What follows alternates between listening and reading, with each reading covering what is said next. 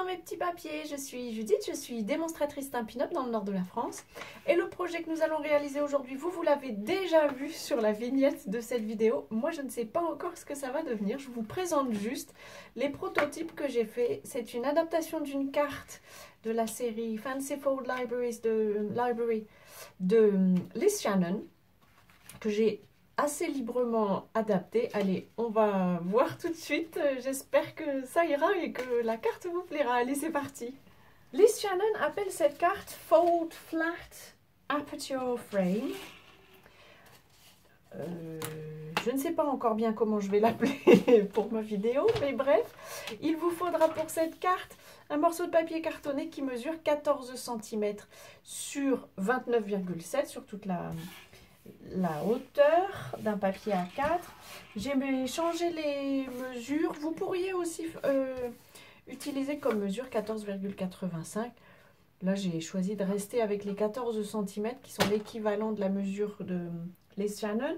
On va marquer un pli à 1 cm, puis à 10, à 11,5, à 20,5 et ensuite 22.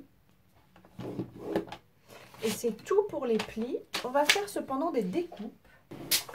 Dans cette carte, on va pratiquer des découpes. Alors on a, j'essaye de vous clarifier parce que pour l'instant vous voyez peut-être pas très bien. On a une petite bande ici qui fait 1 cm, un grand rectangle, une bande d'1,5 cm, un grand rectangle, une bande d'1,5 cm, un grand rectangle. On va pratiquer une ouverture dans la partie, le grand rectangle qui est à côté d'une bande d'1 cm. De ce côté-ci, il n'y en a pas. Donc c'est bien de ce côté-ci qu'on va le faire. Personnellement, j'ai pris une découpe qui vient du lot de poinçons contour champêtre. C'est celui qui est assorti au tampon Countryside Corners. Et j'ai pris le 3e. Et donc, on va... Oui, vous voyez un petit peu, je vais peut-être le reculer pour que vous puissiez voir mieux. Je vais le disposer le plus possible au milieu. Je vais décider que je ne serai pas trop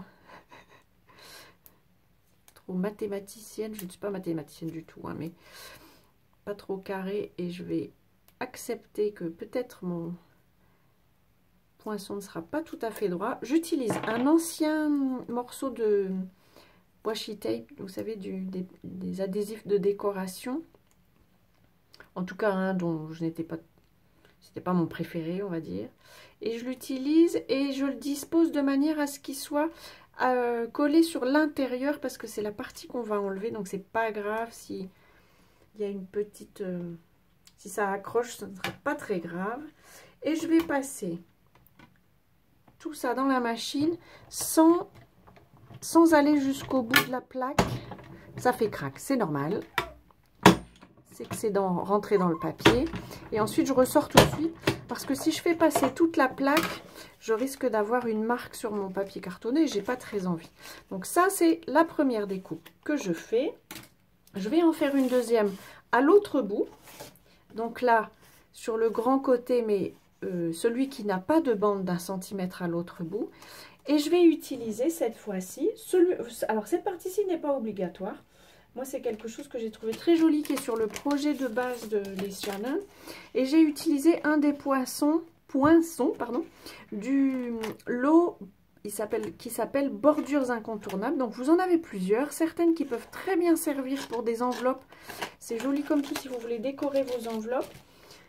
Là, on va en faire un effet pour la carte. Je vais le mettre à peu près ici. C'est vraiment à vue de nez. Peut-être que je regretterai après, qui sait. Je vais réutiliser un de mes adhésifs précédents peut-être. Oui, je pense que je vais pouvoir. Et cette fois-ci, alors je vais essayer d'être à peu près droite quand même, à peu près verticale. Cette fois-ci, je vais mettre l'adhésif vers l'extérieur. C'est cette partie-ci qu'on va enlever. Et je passe à nouveau tout ça à la machine. Et à nouveau, c'est un peu dur, mais c'est normal, on passe toute une ligne d'un coup. À nouveau, je ne vais pas jusqu'au bout, puisque j'ai juste besoin de couper cette extrémité. Et voilà, on obtient ce bel effet sur le papier. Allez, on va pouvoir passer à la suite. Pour la suite, on va pouvoir marquer les plis. Donc, on a un petit pli à 1 cm ici. Alors, nos plis, ils sont passés, du moins pour certains, ils sont passés dans la machine de découpe. Donc, ils sont peut-être un peu moins prononcés qu'au début. Mais normalement, on arrive à les retrouver sans souci. Et donc, on va commencer à voir apparaître la forme finale qui va donner ceci. Hop, et donc on aura une carte qui va s'ouvrir comme ceci. Ça va être sympa, je pense. Pour la décoration intérieure, j'ai préparé un morceau de papier cartonné vanille qui pourra servir de fond à nos décorations. Il mesure 13,5 cm sur 8,5. Hop, voilà. Et donc on va avoir une fenêtre comme ceci. J'ai choisi des décorations qui ont été faites avec le set de tampons Notes Naturelles. J'ai eu envie de garder au moins une de ces branches, peut-être celle-ci, pour qu'elle soit posée sur le côté, comme ça. Ça me faisait envie. Et au fond, par contre, j'ai envie de mettre quelques fleurs et puis ces jolies feuilles. Mais évidemment, vous pourrez choisir le thème qui vous fait envie. Je vais faire ma petite décoration et je vous retrouve tout de suite après. J'ai fait ma petite décoration intérieure. On va maintenant pouvoir commencer la décoration du bord. Alors je l'ai placé un peu, je voulais vous montrer quand même, je l'ai placé un peu pour me mettre quelques indices pour savoir quelle partie on verra. Ce morceau-ci mesure 14 cm sur 8,5 de mémoire. De toute façon, comme toujours, toutes les mesures se trouveront sur mon site dont le lien est dans la barre d'infos. J'ai choisi un souhait qui vient du set de tampons Notes Naturelles et qui dit « Je t'envoie un sourire en papier ». J'aime beaucoup ce souhait. Je vais vérifier quand même que je le tamponne droit. Oui, ça me va. Et je vais peut-être le mettre ici. Un peu de travers, mais c'est pas grave, on fera avec. Et puis, j'ai envie aussi de ce tampon-là. Hop, atchoum, mon chat éternue. Ou tous, je ne sais jamais bien faire la différence. Tous, a priori. Je pense qu'elle est enrhumée. Il faut dire que tout un tas de microbes se trouvent dans la maison. Voilà, je vais tamponner celui-ci. Probablement, peut-être, tiens, je me dis, en 2e génération, j'ai envie qu'il soit pas forcément trop fort.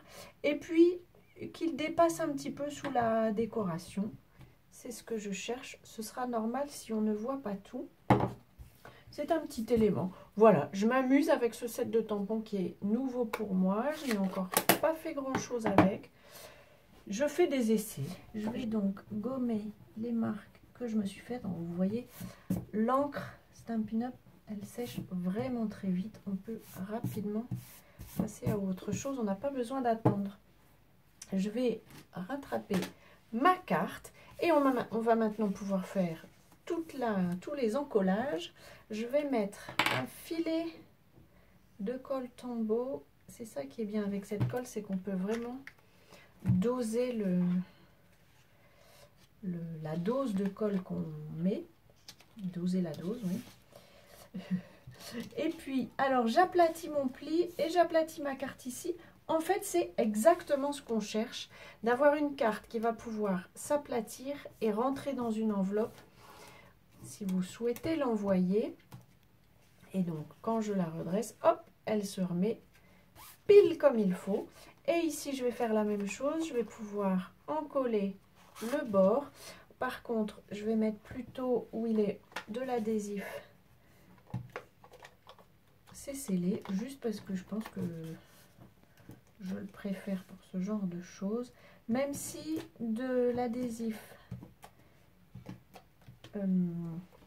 Tombow, ça me laisserait un peu plus de temps pour le positionner. Mais je vais être très courageuse. Et surtout, je vais me servir de la carte. Donc, je le pose sur la base ici. Quand la carte est ouverte, hein, elle est en épaisseur. Je pose mon papier et ensuite je referme le devant. Voilà. Et j'ai, comme je le voulais, un tamponnage ici qui se retrouve derrière. Mais c'est l'effet que j'avais envie d'avoir. Et donc on obtient une carte comme ceci qui peut passer dans l'enveloppe. Elle est aux mesures pile poil, ça se fera très bien. Qu'on peut ouvrir avec une petite surprise. Le message peut être écrit ici. Vous pouvez aussi rajouter un papier là derrière. Tout sera imaginable comme vous le souhaitez. Alors, je vous représente ce que j'ai utilisé. Il y a pas mal de choses quand même. Le lot de poinçons Countryside Corners qui a permis de faire l'ouverture ici. Le lot de poinçons, où est-ce que je l'ai mis? Bordures incontournables. C'est celui-ci qui a permis de faire cet effet-là, mais qui n'est pas obligatoire. Juste avec une feuille A4, vous allez avoir un morceau qui ne se termine pas jusqu'au bout. Mais comme c'était le projet d'origine de Liz Shannon, j'ai pris quelques libertés. Sinon, il vous faudra un morceau de papier cartonné qui mesure 30 cm et demi. Donc, ce sont des feuilles de 12 par 12 qu'il vous faudra. Je vous mettrai toutes les mesures sur mon site pour que vous puissiez faire comme ça si vous en avez envie. Sinon, vous pouvez aussi découper une bordure avec les ciseaux. Si vous êtes plus doué que moi avec une paire de ciseaux, ça se fera très bien. Voilà, j'espère que cette petite carte originale vous aura inspiré. Si c'est le cas, pensez au petit pouce, ça me fait plaisir. Et puis, ça m'aide à savoir ce qui vous plaît. Avant notre prochaine rencontre, je vous souhaite de passer, comme toujours, de belles journées créatives. Et en tout cas, pour aujourd'hui, je vous embrasse.